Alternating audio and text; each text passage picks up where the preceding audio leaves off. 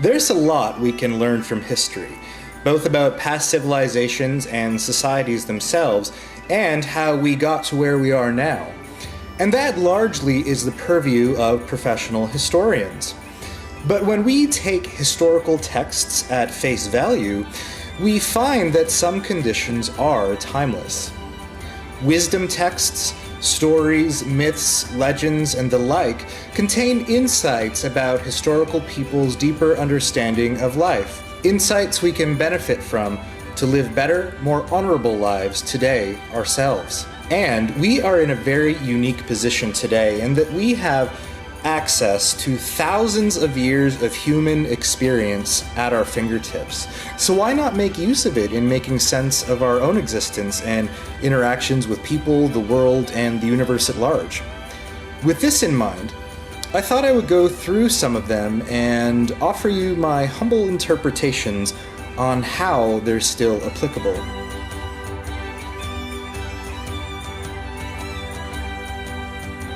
Today I want to focus on a few lines from the Hávamál, the words of the High One, aka Odin, from the Poetic or Elder Edda. For more information on this, check out my totally awesome history video on the Hávamál. There are a few stanzas in the first section of the Hávamál, designed to be advice to guests and travelers, that talk about not being an intellectual braggart and know-it-all. And this is something that is very relevant to today, where some people believe that having a social media account is the equivalent to having a PhD on everything. This has led to a lot of people talking, but not too many listening. Fascinatingly, it seems like these types were around in the medieval period as well. In stanza 6, it says, "Of his knowledge a man should never boast, rather be sparing of speech, when to his house a wiser comes. Seldom do those who are silent make mistakes. Mother wit is ever a faithful friend." This is fully relatable to today. I'm sure we've all come across those people who brag about their credentials as if they were some sort of argument in themselves. "Well, I did a master's in political science, and let me tell you, sir, you are just wrong.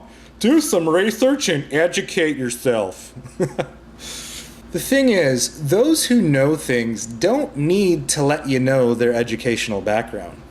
It's just obvious because they have actual knowledge, and people will figure it out anyway when they see how much they do actually know.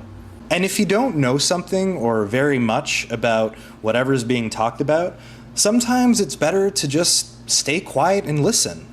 And let's be honest, for many topics, having a degree does not always mean that A, you learned anything, some bar stars still managed to get them, or B, that someone else hasn't learned more on their own outside of school. About the only time I can think of where it might be acceptable is if someone is ignorantly insistent on a fact that is clearly wrong. For example, I once had an argument with someone who tried saying that the Book of Kells, the 9th century illuminated manuscript of the Gospels, was actually called the Book of Celts. At the time, I literally had just done some reading about it in my undergrad, so since he wouldn't listen to the truth, it didn't hurt to let him know that. But then again, it wasn't really bragging, and in talking such nonsense, he really only demonstrated what the Hávamál says in stanza 27. "The ignorant booby had best be silent when he moves among other men. No one will know what a nitwit he is until he begins to talk. No one knows less what a nitwit he is than the man who talks too much." Although this sounds like it's referring to Justin Trudeau, we would like to say people kind. This seems to be speaking more about contrarians, condescenders, and know-it-alls in general, and how they can be so vexing to the rest of us. We can all see they're talking shit, but they don't seem to be able to see it themselves. Why is this?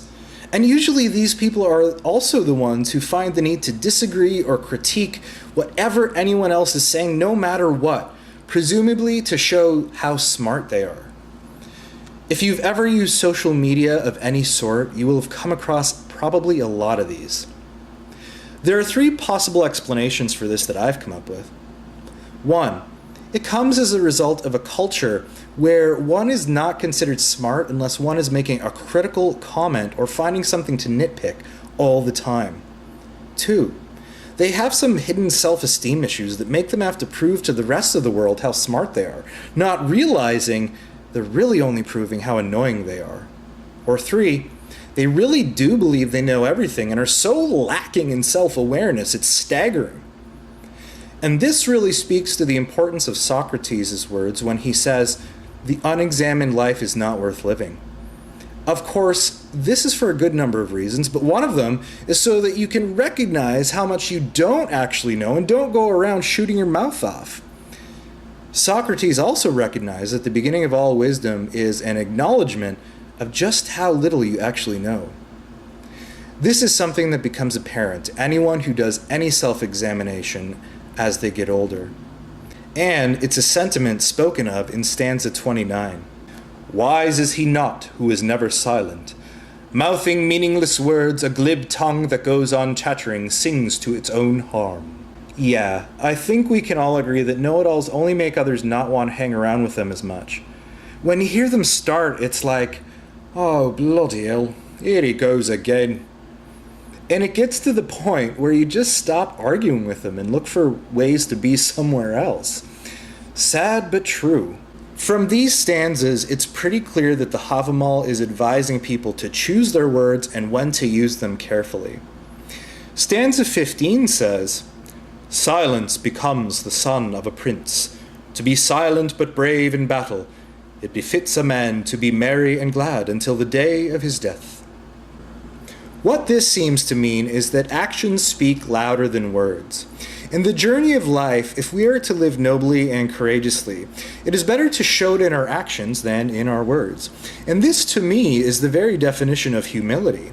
Of course, this doesn't mean to never say anything, but to speak when it matters, to speak honestly, and to spread good cheer by being merry and glad in your words whenever possible. And when you really think about it, the people most of us really love being around are the ones who genuinely make us feel good about life and ourselves.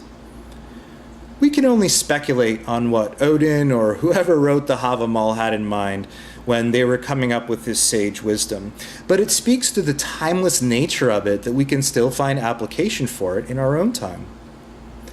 So that's my interpretation of these stanzas in Hávamál. What do you think? Are they as relevant today as they were when they were written? Do you know any know-it-alls, and how do you deal with them? Why do you think they seem to be a constant throughout history? Do you know of any other wisdom texts that talk about this subject? Leave your comments below. And if you like this and would like to see more, please do like, share, subscribe, and consider leaving a tip in the tip jar or become a patron on Patreon.